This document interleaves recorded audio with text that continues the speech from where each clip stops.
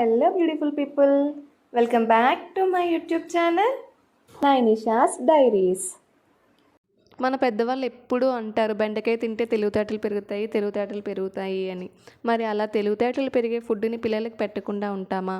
పెట్టాలి కదా. పెట్టాలంటే ప్రాసెస్ తెలియాలి కదా. ప్రాసెస్ తెలియాలంటే వీడియో ఎండ్ వరకు చూడండి. చాలా అంటే చాలా easy and healthy and tasty also. దానికోసం ముందుగా ఒక బౌల్ తీసుకొని కొంచెం రైస్ వేసేసుకున్న తర్వాత పెసరపప్పు వేసేసుకుందాం. పెసరపప్పు నేను అన్ని తక్కువ క్వాంటిటీలోనే వేసుకుంటున్నా. తర్వాత కొంచెం కందిపప్పు కూడా వేసేసుకుందాం. అవి కూడా వేసేసుకున్న తర్వాత వాటర్ వేసేసుకొని మంచిగా వాష్ చేసేసుకుందాం ఒక 2-3 టైమ్స్.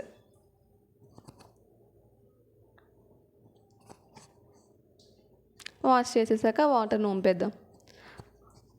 వంపేసి ఇప్పుడు ఫ్రెష్ వాటర్ వేసుకొని ఒక క్యాప్ పెట్టేసుకొని పక్కన పెట్టేసుకుందాం. ఒక హాఫ్ అన్ అవర్ అయినా నాననివ్వాలంట.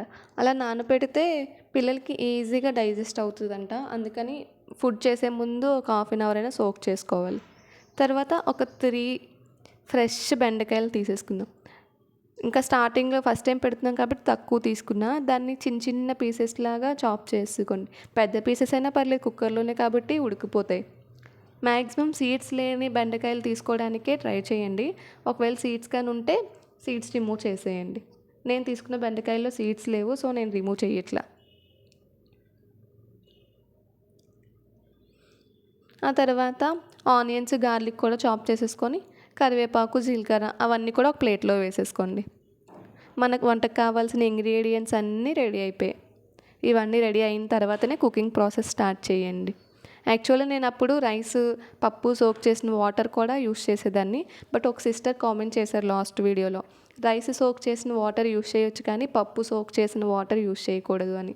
నాకు అవి రెండు కలిపి సోక్ చేయడం అలవాటు అయిపోయి ఈసారి కూడా అలానే చేసేసా. ఇంక అందుకనే ఆ వాటర్ యూస్ చేయలే, వాటర్ పడేసా. నెక్స్ట్ టైం నుంచి సపరేట్గా సోక్ చేసుకుంటా. కుక్కర్ పెట్టేసుకొని కుక్కర్లో కొంచెం గీ వేసేసుకొని అది హీట్ అయ్యాక జీలకర్ర వేసేసుకుందాం.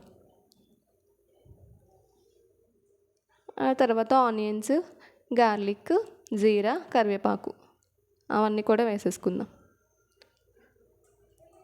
త్వరగానే ఫ్రై అయిపోతాయి, ఎందుకంటే తక్కువ గీలోనే కదా, సో త్వరగానే ఫ్రై అయిపోతాయి. వాటన్నిటిని కూడా మంచిగా ఫ్రై చేసేసుకుందాం.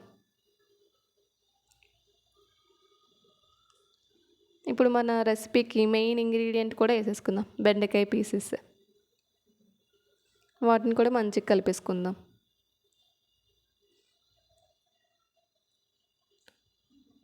బెండకాయల్ని కొంచెం ఎక్కువసేపు కలుపుకుంటే బెస్ట్, ఎందుకంటే జిగురుగా ఉంటుంది కదా. కొంచెంసేపు అయిన తర్వాత రైస్ వేసేసుకుందాం.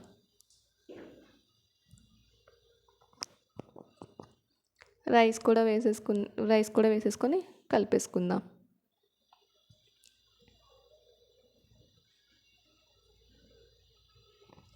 ఇప్పుడు వాటర్ వేసేసుకుందాం. కొంతమంది అల్యూమినియం కుక్కర్ యూస్ చేయొద్దు అని అంటున్నారు, బట్ మా దగ్గర అదే ఉంది, అందుకని అదే యూస్ చేసేస్తున్నాం. ట్రై చేస్తాము స్టీల్ది రీప్లేస్ చేయడానికి పాప ఫుడ్ కోసం. వాటర్ వేసేసుకున్న తర్వాత కుక్కర్ క్యాప్ పెట్టేసుకుందాం. కొంతమంది అంటున్నారు పిల్లలకి కుక్కర్ ఫుడ్ యూస్ చేయకూడదు అని చెప్పి, బట్ నేను అనుకుంటున్నా ఎక్కువ విజిల్స్ వేయిస్తాం కదా, పర్లేదేమో అని అనుకుంటున్నా. ఒకవేళ మీరు ఎవరైనా ఈ వీడియో చూసే వాళ్ళకి ఆన్సర్ ఏమైనా, దానికి సొల్యూషన్ ఏమైనా తెలిస్తే నాకు కామెంట్ చేయండి. అంతే, మన అమ్మి టేస్టీ బెండకాయ రైస్ అయితే రెడీ అయిపోయింది. నిజంగా డెఫినెట్గా ఇప్పటివరకు మీ పిల్లలకి పెట్టకపోతే ట్రై చేయండి. టేస్ట్ కూడా చాలా బాగుంది, నేను కూడా తిన్నా. నెక్స్ట్ ప్రాసెస్ కూడా చాలా ఈజీ.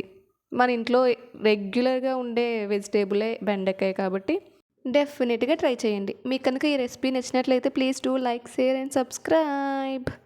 నైనిషాస్ డైరీస్.